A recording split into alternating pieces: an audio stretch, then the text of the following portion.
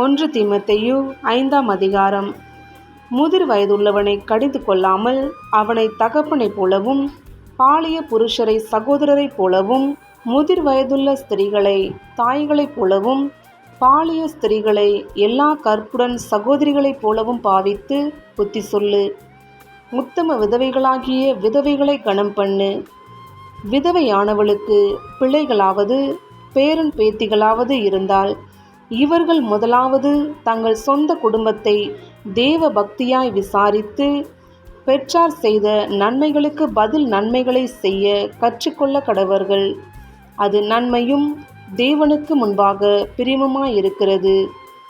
உத்தம விதவையாயிருந்து தனிமையாய் இருக்கிறவள் தேவனிடத்தில் நம்பிக்கையுள்ளவளாய் இரவும் பகலும் வேண்டுதல்களிலும் ஜபங்களிலும் நிலைத்திருப்பாள். சுகபோகமாய் வாழ்கிறவள் உயிரோடே செத்தவள். அவர்கள் குற்றம் சாட்டப்படாதவர்களாய் இருக்கும்படி இவைகளை கட்டளையிடு. ஒருவன் தன் சொந்த ஜனங்களையும் விசேஷமாக தன் வீட்டாரையும் விசாரியாமற் போனால் அவன் விசுவாசத்தை மறுதலித்தவனும் அவிசுவாசியிலும் கெட்டவனுமாயிருப்பான். 60 வயதுக்கு குறையாதவளும் ஒரே புருஷனுக்கு மனைவியாயிருந்தவளுமாகி பிள்ளைகளை வளர்த்து அந்நியரை உபசரித்து பரிசுத்தவான்களுடைய கால்களை கழுவி உபத்திரவப்படுகிறவர்களுக்கு உதவி செய்து சகலவித நற்கிரியைகளையும் ஜாக்கிரதையாய் நடப்பித்து இவ்விதமாய் நற்கிரியைகளை குறித்து நற்சாட்சி பெற்றவளுமாயிருந்தால் அப்படிப்பட்ட விதவையே விதவைகள் கூட்டத்தில் சேர்த்து கொள்ள வேண்டும். இள வயதுள்ள விதவைகளை அதிலே சேர்த்து கொள்ளாதே.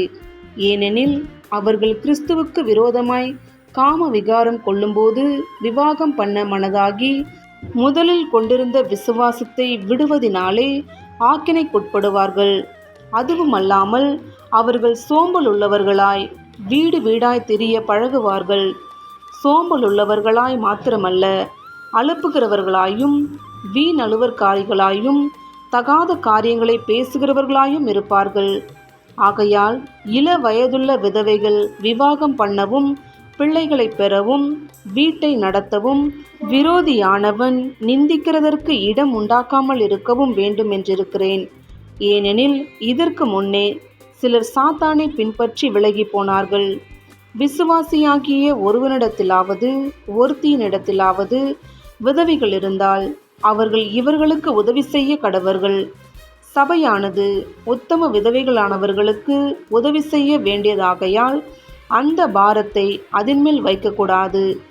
நன்றாய் விசாரணை செய்கிற மூப்பர்களை, விசேஷமாக திருவசனத்திலும் உபதேசத்திலும் பிரயாசப்படுகிறவர்களை இரட்டிப்பான கனத்திற்கு பாத்திரராக எண்ண வேண்டும். போரடிக்கிற மாட்டை வாய் கட்டாயாக என்றும் வேலையால் தன் கூலிக்கு பாத்திரனாய் இருக்கிறான் என்றும் வேதவாக்கியம் சொல்லுகிறதே.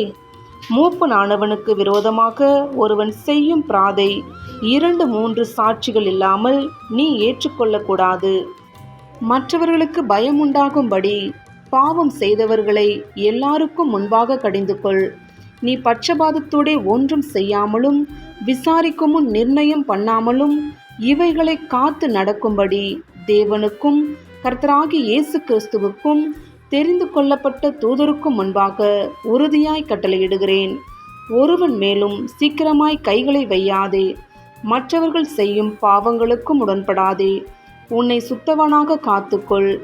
நீ இனிமேல் தண்ணீர் மாத்திரம் குடியாமல் உன் வயிற்றிற்காகவும் உனக்கு அடிக்கடி நேரிடுகிற பலவீனங்களுக்காகவும் கொஞ்சம் திராட்சரசமும் கூட்டிக்கொள். சிலருடைய பாவங்கள் வெளியரங்கமாயிருந்து நியாய தீர்ப்புக்கு முந்திக்கொள்ளும். சிலருடைய பாவங்கள் அவர்களை பின்தொடரும். அப்படியே சிலருடைய நற்கிரியைகளும் வெளியரங்கமாயிருக்கும். அப்படி இராதவைகளும் மறைந்திருக்க மாட்டாது.